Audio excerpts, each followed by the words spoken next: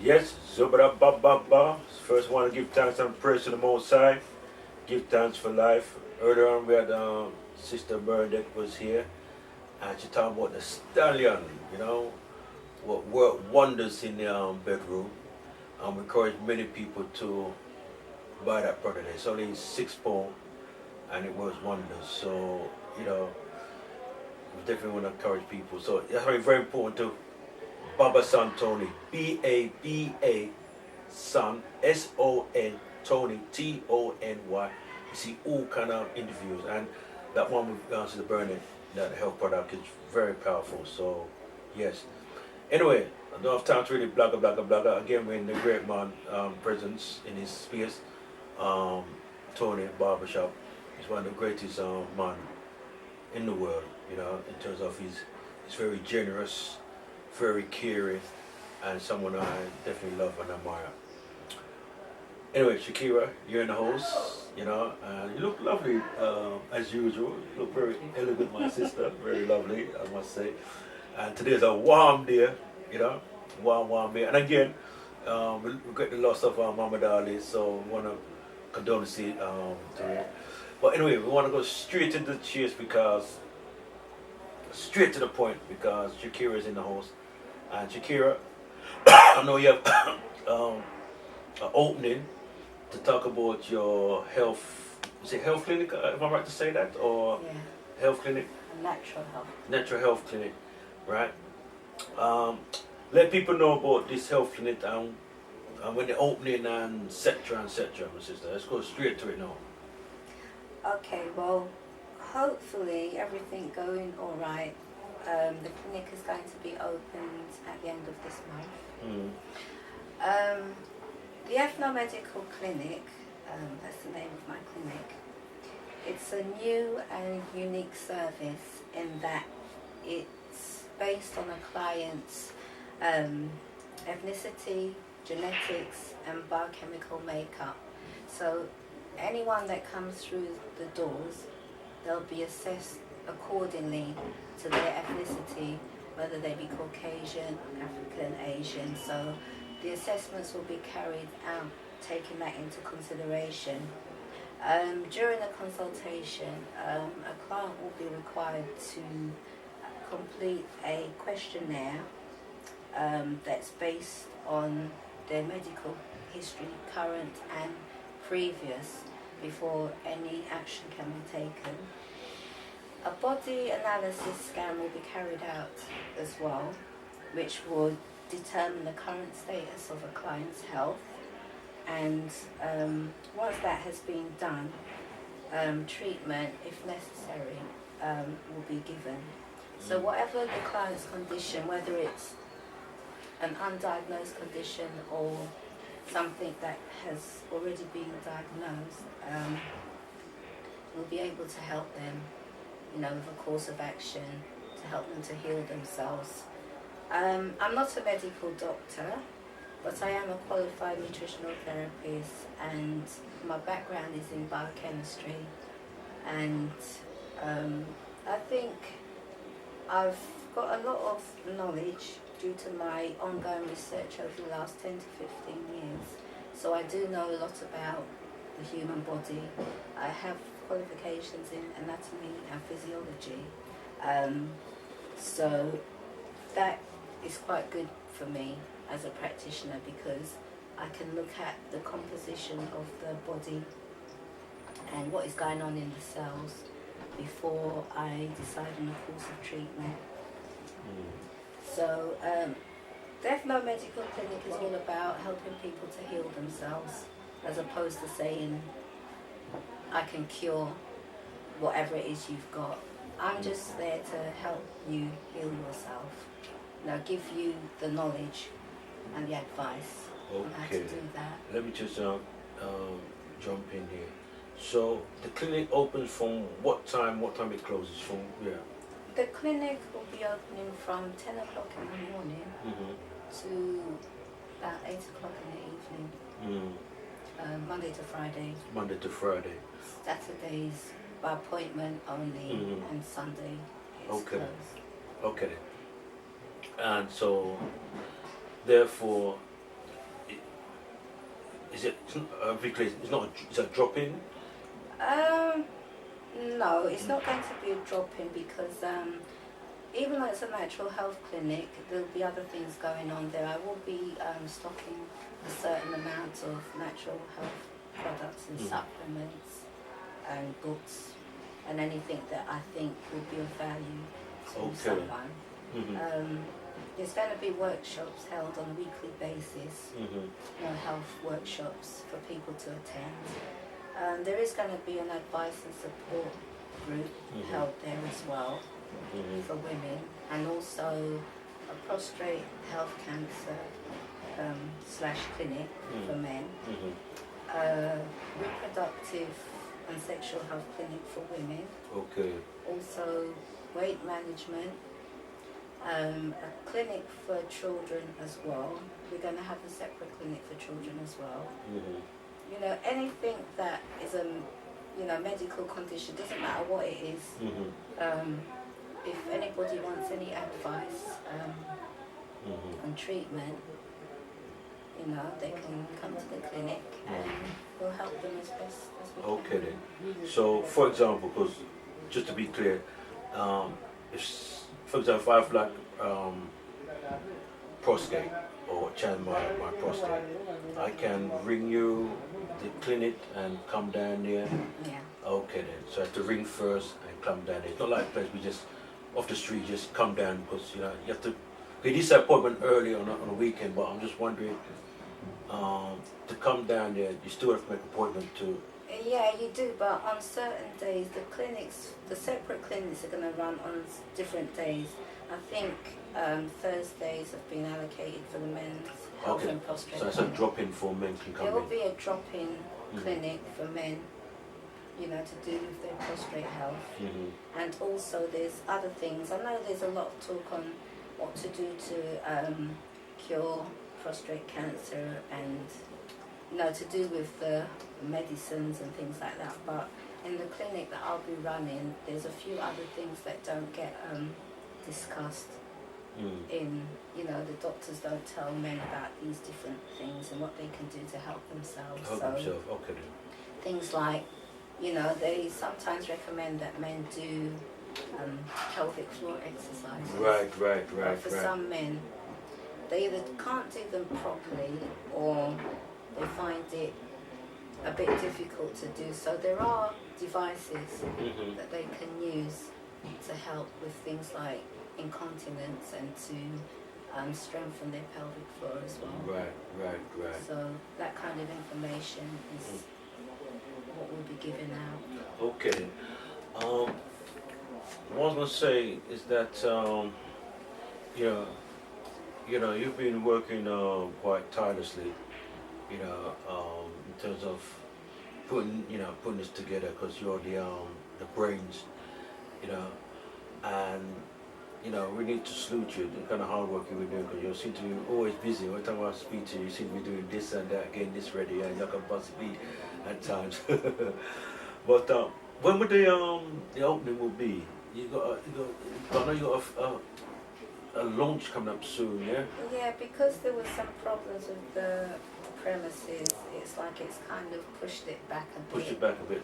So you're not too sure. So yeah. I'm hoping by the end of this month everything could be sorted out and I can open the doors. Open the doors and stuff. Okay, what I want to do is use the opportunity, if people want to contact, is there an email address or a website? There is a website. The old website for the clinic was www.ethnomedicalclinic.co.uk. That one is still active. The new one, which is the same name, Ethnomedical Clinic, but that is .com. That one is being worked on. That one isn't actually active at the moment, but that is the main one that's going to be used once it's finished. Once it's finished. The contact number is 0208 292 1517. Say it again, please. 0208 292 1517, or the mobile number is 07471 904 sorry, 607. Say it again, I please. do believe I've given out that number wrong several times. I've actually got the last 6 digits and put them around the wrong way because Okay. I remember giving it out before, but it's 07471 904 607. Okay then. I want to jump here now and look at the book you're contributing to. You feel hot, yeah? Yeah. Feel hot. The book you're contributing, because you'll be writing about the whole thing about is it precision of sex? No. I keep saying precision of sex. That's what I'm putting down. I'm writing about sexual styles Oh, sexual styles. and love styles Okay. and a little bit about sexual anorexia, but also how to have a fulfilling relationship. Right. Okay then. So, I won't be talking about the physicalities of it, like like doing it in positions and things like that now. okay then. It's nothing like that. So, what makes you want to write about that particular that segment, so to speak? Because it's something that, it's something that's important to me in my own relationships. Okay. It's something that when I was a lot younger I had a lot of trouble, like it's kind of you don't want to talk about it, you feel like you can't talk about it. But as I got older and wiser and everything, it's a subject matter that I don't have no problem talking about. I find it very easy to talk about it, the nice bits and the bad bits. And I think that people need to not see it as something taboo or bad, because some people do view sex as something that is bad. If you view it like that and that it's, that you've got something wrong with you if you enjoy it a lot or if you don't like it, it's a lot of people have hang-ups about sex. Right. They don't really talk about it a lot in most relationships. When people meet someone, you don't actually start talking about sex. Your needs and this, that and the other right at the beginning, because I suppose you might frighten someone away. If you start talking about when you say that part of we don't talk about sex, I mean, what do you mean? I mean, in terms of I can't see people that would, but some people might be the first thing on their mind, right? But I mean, when you get mature, I don't think it'll be the first thing you want to talk about sex. Are you saying that we should talk about sex? Because I think near the beginning, yes, you do have to talk about it. But if you're talking about committing, not straight away. You don't like go on a date and then you start talking about what kind of sexual style you are and things like that. But I think if you start, because I always believe in starting off as friends first, getting to know that person. But when you decide that you want to take it to the next level, then you have to talk about those things. Okay, because I'm going to know what I really talk about. So what you're saying, for example, well, to be clear, that if you're talking about having a committed relationship with someone, then it's important that you do talk about sex in terms of what's my, how I like to have sex, what position or sex styles. So you're saying those things need to be... Yeah, because you might end up with someone who's a bit of a, I don't know, boring, sadomasochistic tendencies, and you're not. That person might try and cajole you into getting involved in certain practices that they're interested in. And you're not. And you're not. Yeah, I see what you're saying. So I think if you meet someone, you have to find out what kind of sexual style I never thought about that. I never thought that, and I think that's important. If you important. met someone and you're quite adventurous and open and outgoing, but you've met this woman who's quite shy and quite naive in that department, and your previous experiences have been very, Venturous. And you meet someone and they don't want to go down that road. Okay. They think that you're freak, you're a pervert, or you're a sex mad or something like that. And and they're not having none of it. Yeah. So what would you do? Yeah. What would you do if you met someone like that? That you had certain preferences, but this person, regardless, they're not even going to try it or whatever. That's going to be a challenge. That's going to be a challenge, because I know that would be a challenge. I would try my best to talk, because it could be something they're not really exposed to, and to some extent you probably don't want to go down that road with them. You know what I mean? Because question what I would do, I can't really say at that juncture. I would definitely like to have a discussion with them. Definitely, and so forth. But it could be something they're just not exposed to and don't want to do. So, okay then. But in terms of yourself now, I mean, how did you get involved with the whole thing of because you said that you've studied what did you study again? You studied You mean to do sexology? No, not sexology. We're talking about. We're moving from sexology. Sorry. Yeah. You studied sexology. Yeah. Seriously? I wanted to be a therapist. I didn't know that. I even set up my own. Oh, you studied sexology?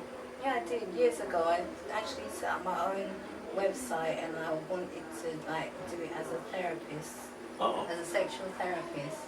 But then it didn't last very long. Okay. I didn't know that. Yeah, people didn't receive it very well. The fact that it was quite a few years ago. So how long we studied that for? How long? It was for 2-3 years. 2-3 years. I wanted to set up my own practice as a sex therapist. Okay then. But private practice. But in the end, I just shelved the idea because a lot of people actually didn't want to talk about. Didn't want to talk about it. Sex. Alright, so why? Didn't talk about sex now, but I was talking about something else. But you sorry. In the we done in the past. But let's talk a little about sex, because why is it you think that people don't want to talk about sex? In fact, when you come here, we've talked about your thing about sex. I didn't know it's sex. That's your area. Well, one of your disciplines. Yes, it's one of the areas I know a lot about. Don't worry, I forget to write that down what his sex thing is, because we know she's an expert in this particular area there. So yeah. So why do you feel that people don't want to talk about sex? Their religious background and all that sort of thing. Their church. Yeah, a lot of period. people who are religious. Yeah. Let me ask you a question, Tony. What are you saying? I'm saying a lot of people who are religious. Religious, yeah. They have sometimes a big problem. Embarrassment, the way you've been brought up to believe that it's, for women sometimes if you're very kind of free that way, you're made to feel as if, it's not the way you should be. Yeah, but I mean, when you talk to them, is that what they say? Well, when I was doing it and I was talking to people about it, what it was mostly to do with the actual act of itself and what happens in the bedroom, or they don't want to do, or the partner wants them to do such and such and they don't want to do it, and it's like a lot of people have a lot of problems with oral sex. They would not do it, they don't want to know. And there was one person who she said no, she's not doing it. So I had said to the guy that, what would you do if that person doesn't want to go down that road? He basically said, well, he would go and find somebody who could. Oh, who could do that? Yeah, but he was not going to leave her. Right. He was basically saying that he would probably seek it out somewhere else. Okay, that's quite interesting. And resolve that now, that can, you can imagine that that cause breakup in the relationship, because obviously if he's not getting it if he's not feel satisfied from his wife, right, he will go out the door and get it for somewhere else. Yeah, and based on that, what he wants from his sexual and that stuff. Yeah. Okay, that's a lot of people do that anyway. They will go what they can't get from that particular person, they may get it from someone else. And would you say that that's the reason why people have affairs or cheat? I use the word affairs, but cheat in that context, yeah, because they're not getting it from their partners or their husband or wife, and therefore they will get it from somewhere else, satisfy their needs. Would you say that's the reason why? Well, sometimes, not all the time, but there are a lot of people who do go for someone else. They wouldn't want to leave their partner because of it, but they will go and seek whatever it is that's missing or that person's not interested in from someone else. Right. Okay, then, because it'd be good to have a conversation in the near future. I'll think about why people have affairs and so forth. You know. Some people are just greedy. Some people are just greedy. Like they just, there's nothing wrong with what they have. They're just greedy. They just want to have more. Okay then. Okay. So you said some people just Some people are just greedy. just greedy. They're just not satisfied. Yeah, they Just not satisfied. Okay then. All right. Then let's come back to the original question I asked you. So was it you studied before? Yeah. The nutritional therapy or the biochemistry. No, you studied. You said you went to college. You said you done I don't went to university, but you said you studied for a period of time. Which area? I've done a lot of things. It was in the health side of stuff, right? Health, yeah. Yeah. All right, what have you studied then? Just let people know. I've studied nutritional therapy. I've done biochemistry. I've studied. I did homeopathy, but I didn't really feel that. It wasn't something that I wanted. So to nutritional therapy. Yeah. How long you done it for? That was. That course that I did was for 2 years. For 2 years, okay. But I'm coming to the end of the Japanese holistic healing practitioner course that I'm currently doing, which has taken quite a while. But that covers a whole load of different things. Colour therapy, crystal healing, light therapy. Colour therapy. I've heard people mention it, but what's the benefit? What's the benefit of colour therapy? Actually, colour therapy is quite good for your body, quite healing. Okay. There's different colours that they use for different ailments in the body. Like they have the violet rays and they have the blue and the orange and different ailments they will use that particular light for healing. So sometimes when you're doing heat, it's just you could have like a coloured light. Like when I'm doing the massage therapy, it would be a coloured candle or that light giving off that colour hue at the time. I think violet is the one that is mostly used for the immune system and things like that. But the colour therapy, it depends on the individual, but would you use that to kind of make people more calm? Or? Yeah. Okay then. Colour does, I think that what people don't understand is colour can affect you, a lot. It's like the red. Red is a very powerful colour. It's not a colour for people who are really hot-tempered people. Because if you're quite got a short fuse or you're somebody who gets agitated very easily, a lot of red will just increase it. Okay. But for somebody who's a bit not like that, it's good for them to use red because it will increase the levels in their body. Right. Make them a bit more outgoing, maybe. Things like blue. How do you see blue? Blue is calm. Yeah, I was about to say, I find blue very calm, relaxing. Yeah, blue. And green tends towards health. Towards health, yeah. Things like that, and yellow to do with the intellect, Yeah, but people tend to use that more to do with the sort of energy or something. Yeah. Okay then. Okay. 'Cause I never really thought. In energy, they use colour in energy healing differently than you use it like in designing your home and things like that. You can put different areas of colour in the home. And how do you see black? Would you use black as part of your therapy or? Black is actually quite a powerful colour, but people see it it's kind of associated with darkness and dark things, but it's not really. I think that if you see it as that, that is how it will be. If you see black and regard black as being the things to do with badness, darkness, what people will shy away from. Yeah, because it's what we associate ourselves with black. Because, for example, we go to a funeral, we dress in black, you know, black male and this and that. So it's what we've been taught. But I mean, black is a very powerful sort of colour, you know, and so forth. But the question I'm going to ask you, because I mean, you're so much, have so much information when it comes to everything about health, and obviously you've done a lot of studying, and you're still studying now, you know. What made you gain your thing of health? What? My own bad health. My own. Oh yeah, I think you were saying. Yeah, I was diagnosed with lupus. Lupus, over and 35 years. 35 years. And you know, it took 10 years for me to get an actual proper diagnosis. Seriously? Yeah, I didn't know what was wrong. I was so ill.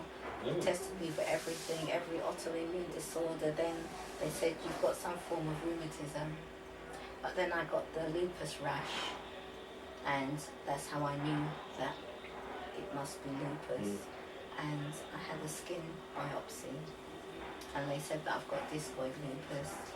There's no cure for it. They gave me some hydrocortisone cream to put on my scalp, and then that didn't work. So when I eventually got to see a rheumatologist, they put me on steroid medication. Okay. So I was on prednisone, and they used to give me an injection in my scalp for the lesions on my scalp. But I was using it too much. And I went back to the doctor. They said, stop. You're not supposed to use it like that, because it actually thins the skin. And it will thin the skin, not just the skin where I was putting it, but the skin on my body. Skin your body. So yeah. it kind of affected my skin, that I was bruising very easily, I scar very easily. So I... Okay then.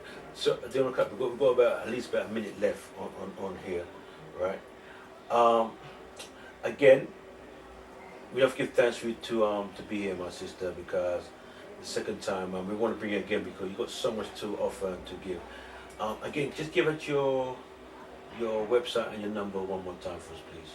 The website is www.ethnomedicalclinic.com or ethnomedicalclinic.co.uk. The phone number is 0208 292 1517.